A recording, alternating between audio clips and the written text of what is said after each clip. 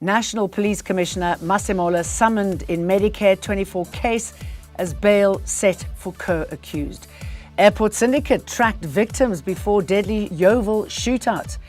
And South Africa beat New Zealand in the final T20 in Christchurch. Hello, I'm Jane Dutton. EWN, in touch, in tune and independent. National Police Commissioner Fani Masemola has been summoned to appear in court over the Medicare24 tender fraud. He's been summoned and is expected there on the 21st of April. The NPA says he could face similar charges to the 16 accused already before court, linked to corruption in the 360 million rand contract awarded to Vusimuzi Katmatlala. 15 of the accused, including 12 senior police officers, have been granted bail.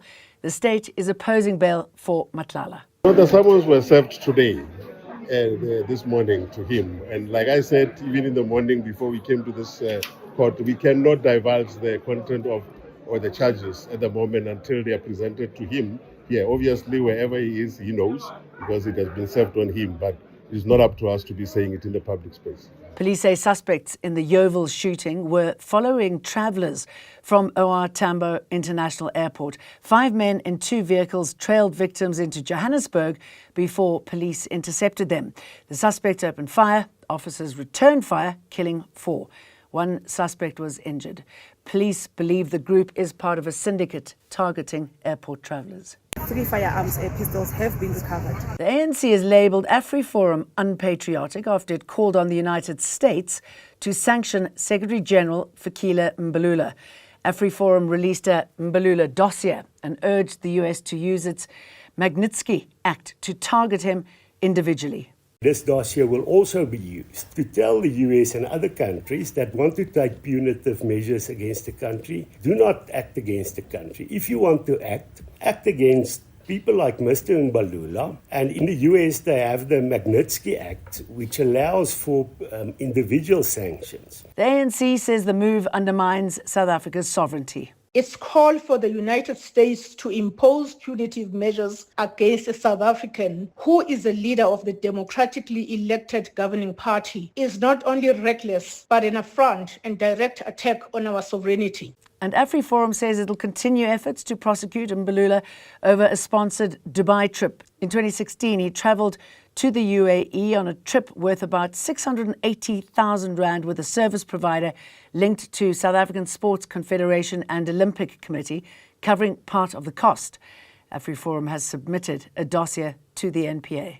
We wrote to them indicating that there's a deliberate misunderstanding of the definition of corruption, that there was a deliberate failure to ensure that there's a completed investigation. The Buerta Sikau building in Mthatha in the Eastern Cape has been almost entirely destroyed by fire. The historic site, which houses 9 government departments, has been burning since last night.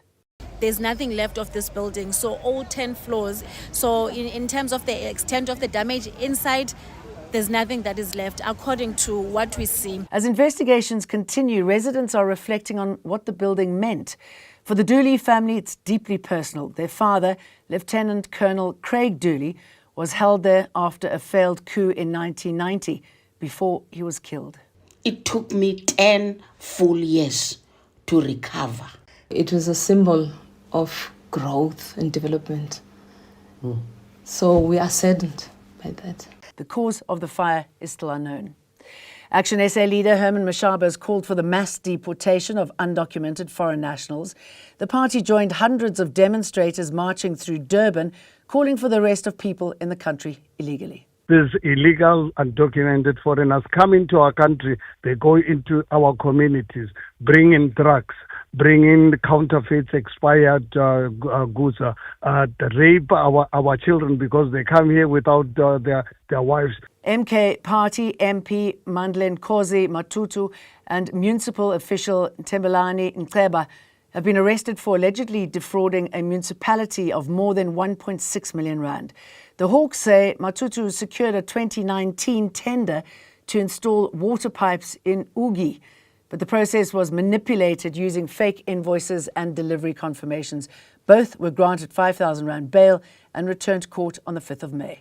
Funds were apparently channeled through various accounts, including transfer to ZimZ Trading Pty Ltd, an entity solely directed by the principal accused, as well as to his personal account. Meticulous investigation by the host confirmed the allegations and exposed that the municipality suffered a financial loss of over 1.6 million. The DA is making a radical proposal to cushion the blow of the imminent fuel price increase. From next month, petrol is set to rise by around 5 Rand a litre, with diesel jumping by as much as 9 Rand. Now, that's expected to push fuel prices to record highs and hit transport and food costs. The party wants fuel levies cut by 50% to soften the impact. Combined, these two levies contribute 6.35 Rand or 6 Rand and 35 cents to the overall price of fuel, and consequently a 50% reduction would dampen increases by 3 Rand 17.